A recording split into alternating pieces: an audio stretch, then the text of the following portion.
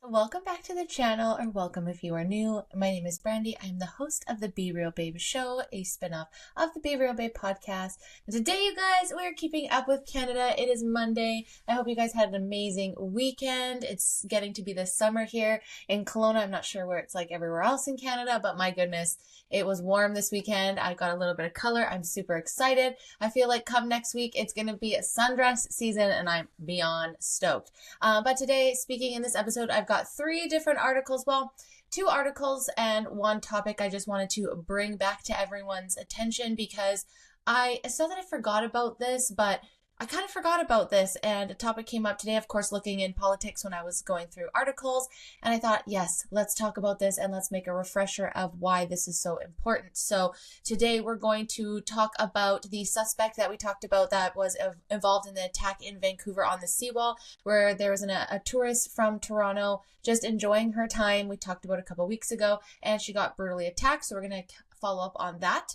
And then we're going to talk about someone in Prime Minister Carney's cabinet and how they've been heavily scrutinized and why and what's happening there. And then we're going to jump in and remind you guys of the quote unquote Ken and Barbie killer couple that came out of the east of Canada and did some brutal things, and why all of a sudden they were being talked about during the political election run this year. So if you're interested in hearing about that, stick around and we'll jump right in.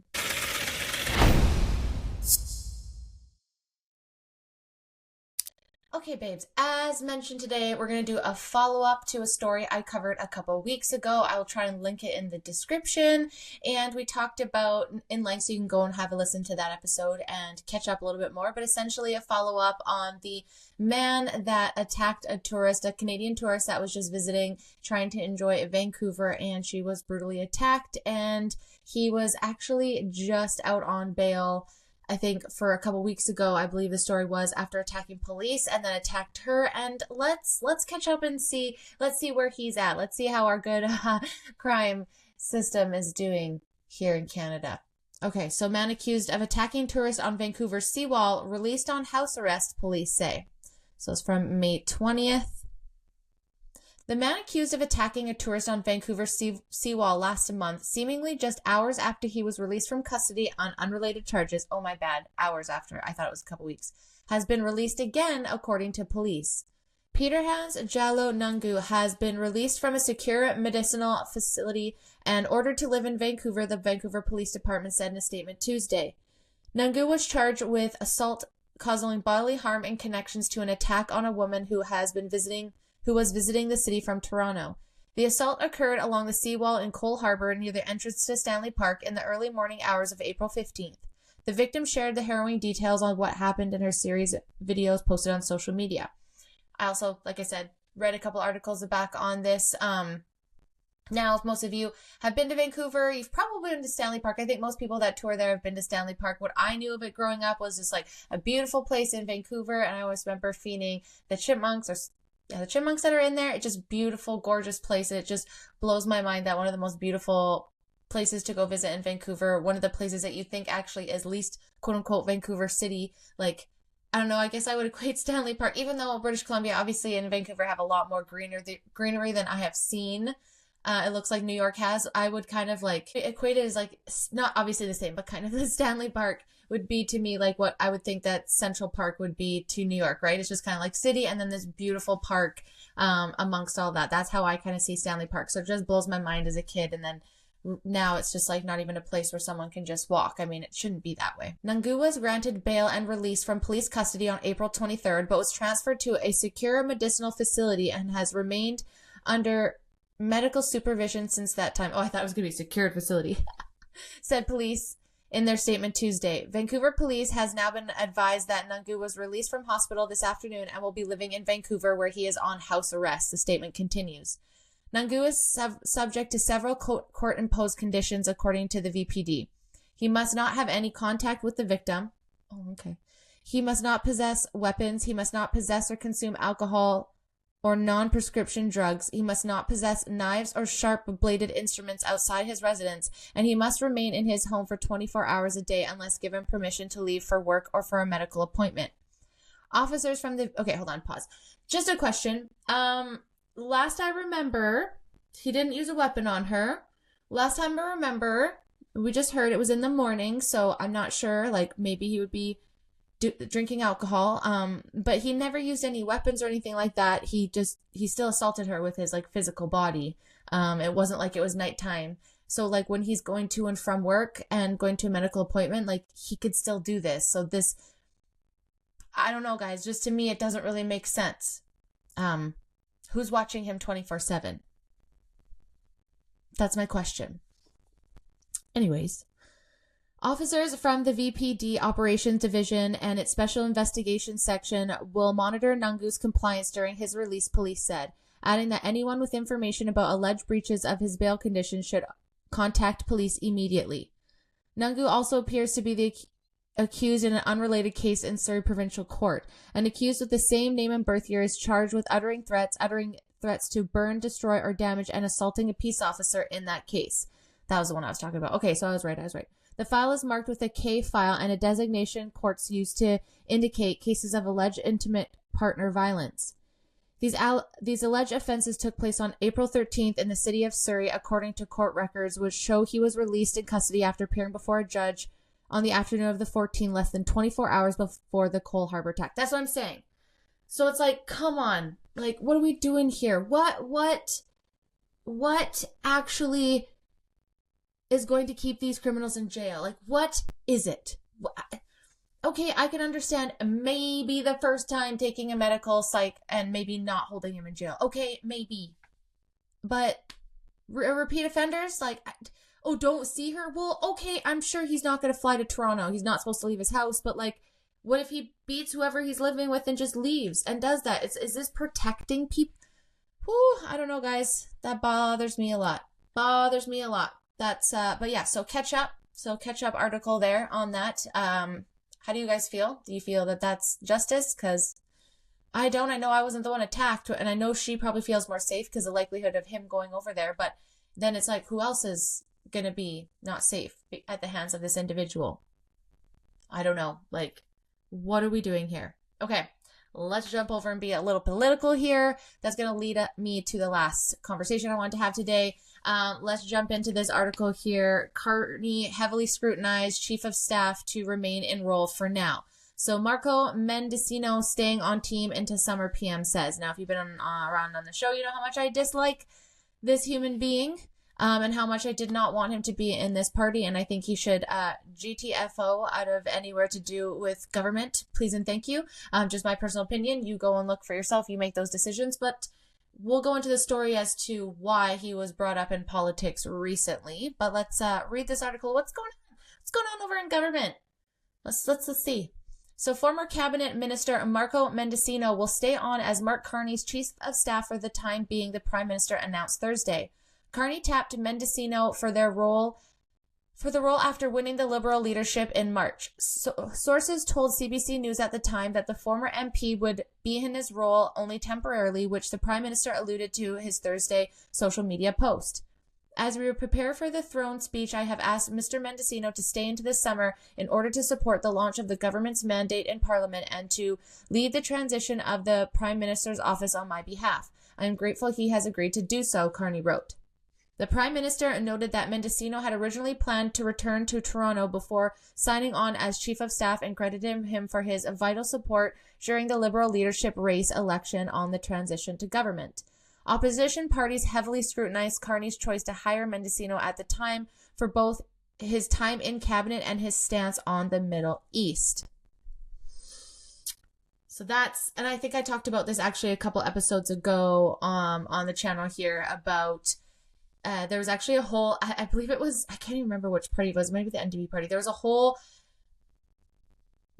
a whole petition to get Mark Medicino removed, again, because of his stance on the Middle East and some things and the way he ran cabinet when he was with Justin Trudeau. So there was a lot of scrutiny about having him back as it was. And then it sounds like, again, he's asking to stay for the summer. Okay, so you're going to stay for a couple weeks and then you're taking the whole summer off?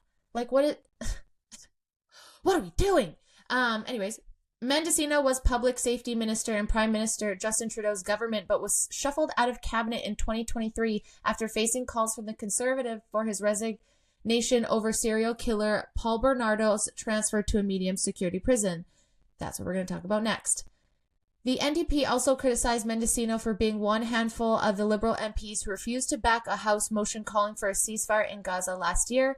Medicino announced in early January he would not be seeking re-election, writing in a statement that he disagreed with the direction of the then Trudeau government, right? So if we remember, public safety minister in 2021, 2022, what was going on at that time? Do you remember? I do. Still have PTSD from it. So don't love how he handled that. He was definitely ahead and front and center of shutting down the convoy and illegally doing all of those things, you know, hand in that.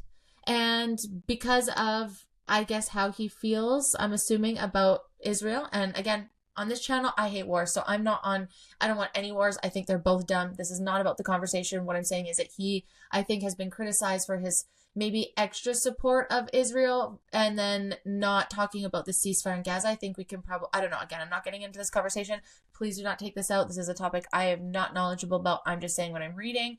But I think that's where it came from, is that people were saying that he was not standing behind ending the war, and that caused some issues. But for me, my biggest issue, because I have to talk about what affects me and what I know, was the treatment of what happened in the pandemic. So, and it sounds like he was backing away because of Trudeau, and then he got roped back in because of Prime Minister Carney, and now it sounds like he's going to stay till the summer. Is that to get some money and then get out? Like, I don't know. Again, you guys can't say you can do a budget before summer, so what's going to happen for him? I guess we don't have to worry because they don't do much in government when they're not working, so I guess we don't have to chill. But this is bringing me to my last subject, which again, like I said, it's not like I forgot about this topic, but I kind of forgot about this topic. And there's so many documentaries, guys, so much on YouTube if you kind of forgot about this too. Not forget about it, it's just like you don't want to think about these fucking people every day. But this is where it brought back into my memory. And also, this individual was trying to go for parole not that long ago for the third time, got denied. But he was heavily scrutinized, like I said here, about transferring Paul Bernardo to a medium security prison.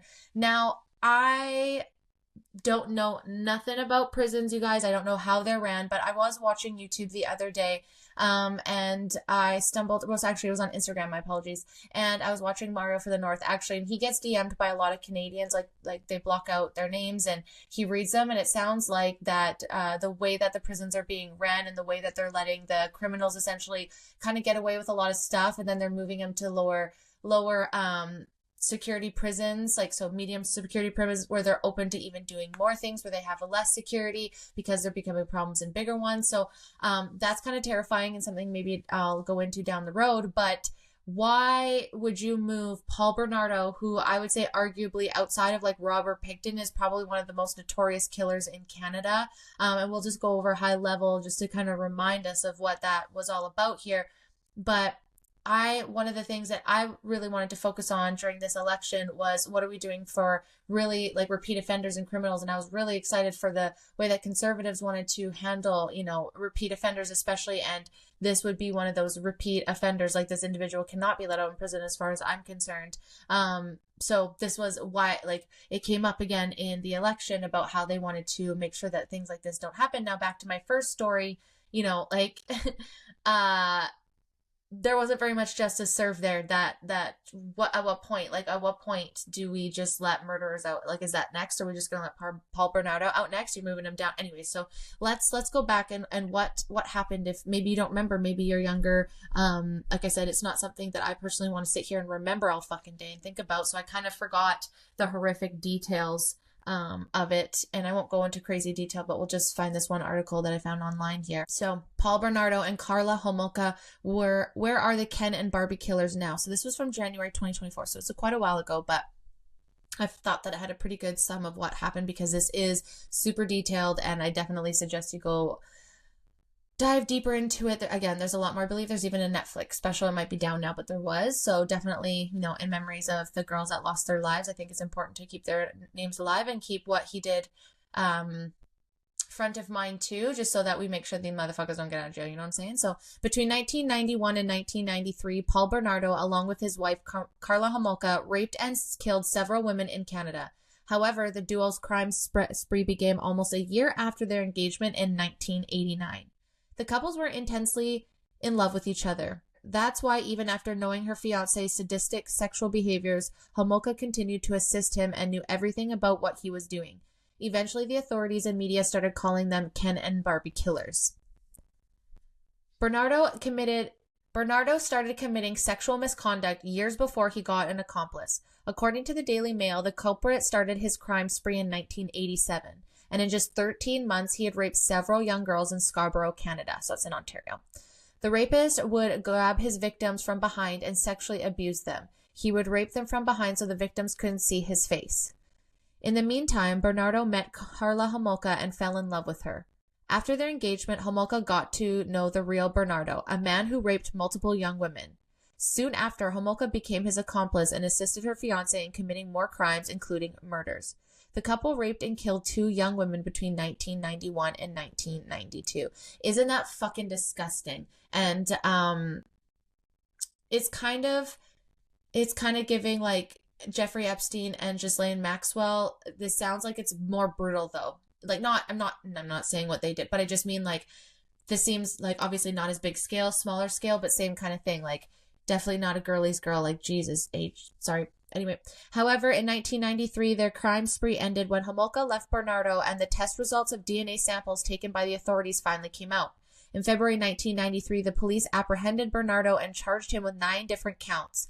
2 years later, the court found Bernardo guilty and sentenced him to life in prison without the possibility of parole. Meanwhile, Karla Homolka took a plea deal and testified against her fiancé. As a result, she received a 12-year sentence. Girl, you should receive just as much in my opinion. Just as much as in my opinion. After getting out of prison, Homolka moved to Montreal and reportedly lives there with her second husband and their kids. Meanwhile, the authorities recently moved Bernardo to Mackenzie Institution, Quebec. Blech. Why are Paul Bernardo and Karla Homolka known as Ken and Barbie killers? Karla knew everything about her fiancé's dirty crime and chose not to tell anyone about it. In December 1990, Homolka helped Bernardo in drugging her young sister so that Bernardo could have sex with her. As per the Daily Mail, she slipped the sleeping pills in her sister's drink and Bernardo allegedly raped her. The same report also mentions that he ordered Homolka to sexually abuse her sister as well. Afterwards, the duo called 911 and claimed that she passed out from drinking. Homolka's sister choked on her own vomit and died. Meanwhile, in 1991 and 1992, the couple raped and killed 2 more young women. To your own sister. Like, immediate jail forever. What do you mean only 12 years? I don't know. Just you guys tell me what you think. Do you think that that's right? I don't. Eventually, in 1991, the authorities arrested Paul Bernardo because of the DNA samples collected before his engagement to Homolka in 1989. On the other hand, Karla also told everything to the police and took the plea deal. As soon as the media got to know about their identities, they started calling them Ken and Barbie killers because of their good looks. At the time, a report in the Washington Times stated, the alleged perpetrators were attractive, well-dressed professionals who lived in high-rent neighborhood and had lots of friends, yet the murderers to the other crimes they allegedly committed were particularly sadistic. The schoolgirl victims were abducted and they went about their daily routines. Then they were held prisoner while a variety of sexual tortures were performed on them. Some tortures were videotaped.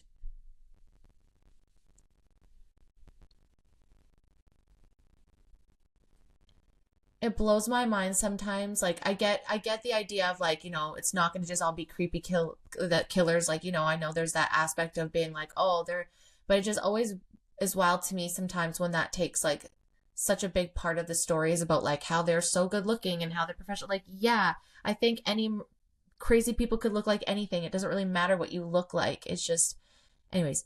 The Ken and Barbie killers became quite a phenomenon in pulp culture. In 2006, a feature film based on the title Karla released in theaters. Laura Prepon played the role of Karla Homolka, while Misha Collins of Supernatural fame portrayed Paul Bernardo. Meanwhile, a documentary series, Ken and Barbie Killers, The Lost Murder Tapes, is currently streaming on Prime Video. So this was last year. So there is that. Now, again, there is so much more for it, you guys. I don't want to get banned in YouTube. I also think that, again, putting our eyes back on this story, go YouTube, Ken and Barbie, or even Paul Bernardo, and go and there's so much to it. Like, there's just, I don't want to cover it all here. again, like I said, want to get banned on YouTube because they did a lot of pretty fucking brutal things, as you can hear, but it goes into, some of these documentaries go into bigger detail, and this happened right here. I believe one of the girls was taken from St. Catharines. These guys were married on Niagara-on-the-Lake, so again, if you've been around, you know that area is very special to me. It's where my spouse's family's from, so it just kind of blows my mind that my spouse was a baby around this place where such a monster could live, and the fact that he was going around, you know, the Ontario area and abusing women, and that she would join in on that. Like, ugh, I don't know why. Sorry if you ever see this, girl, but if you're out, I don't know. I just think prison forever. Prison forever on every single warning. Like, you, I don't know, maybe house arrest, something. I don't know. I just, helping or being the person that did this doesn't matter. Helping to me is just as bad, knowing that. I mean, maybe I guess there's a thing to be said that you were threatened maybe at one point, but through all of these, I just, my personal opinion, and I allegedly believe that you're just as guilty as him, and you helped with not only your sister, but two girls that absolutely did not deserve that. It's just absolutely disgusting how he is known as like the Scarborough rapist. Like, it was just like a thing. And I just want to also rest in peace to Leslie Mahaffey and Kristen French, the girls that, and obviously her sister, who were taken far too early and absolutely mistreated in the absolute worst ways you possibly could. Yeah, Kristen was the one that was from St. Catharines, and I believe, yeah, sorry, Leslie was from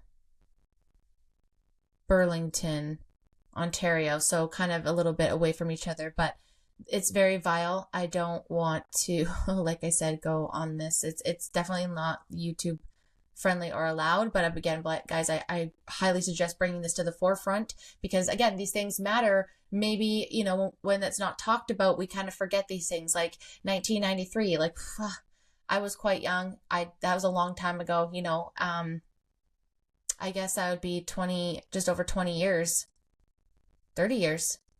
God, my math is awful. Yeah, just over 30 years that this happened ago. And they're just talking about putting him in a medium prison. Like, no, lock that motherfucker up forever, please and thank you. So yeah, guys, this is why I always say it's important to pay attention to politics and laws and stuff like that, because when laws get loosened and we maybe don't like that, then people like this can run a little bit freer. And I'm not comfortable with that. I don't like it. I think it's absolutely disgusting. Like, criminals are criminals, and I'm sure the families feel the exact same way about these fucking people. Like, what are you talking about moving him to, like, thank you for not granting him bail, but jail forever. You don't do this to people, and I think she should have jail forever too. But that's just my personal opinion. I'm just Canadian babe with stoner babe just talking shit, so I'm not in charge of anybody's life. But rest in peace again, Tammy Homolka, Leslie Mahaffey, and Kristen French. How you guys did absolutely not deserve anything that happened to you. And I honestly hope that they rot inside or spiritually for the rest of their time for what they did. But again, remember, guys, these are the policies and politics that we vote in, and we need to pay attention. So please remove this fellow from the cabinet. Please remove him. I guess we don't have to worry because there's only a couple weeks until they go on summer vacation. It sounds like perhaps he's done after that. Who knows? But this is why it's important to look into these individuals. But you guys go and look and figure it out and form your own opinions. Do not listen or believe anything I say. I am just like I said, Canadian stoner babe, just wanting to run my mouth and talk about these things and just keep this at the forefront. But let me know what you guys think about this episode. I hope you enjoyed. Again, I appreciate you guys so much for sticking around while I learn how to be a YouTuber. And do not forget that Keeping Up with Canada is every Monday on this channel. And then on Wednesdays, we go to Internet Insanity and we talk about weird shit on the internet. And then Friday on Spotify, Apple, and Rumble, you can find me on the Be Real Babe podcast with guests on deep topics, their experiences, and I'm sure a bit of controversy over there as well. And if you're looking for me on social media, you can find me on Instagram and TikTok at the Be Real Babe or Be Real Babe podcast. Thanks again so much for listening, guys. And until next time. Thanks for watching. Make sure to like, subscribe, and turn on notifications. Until next time, bye.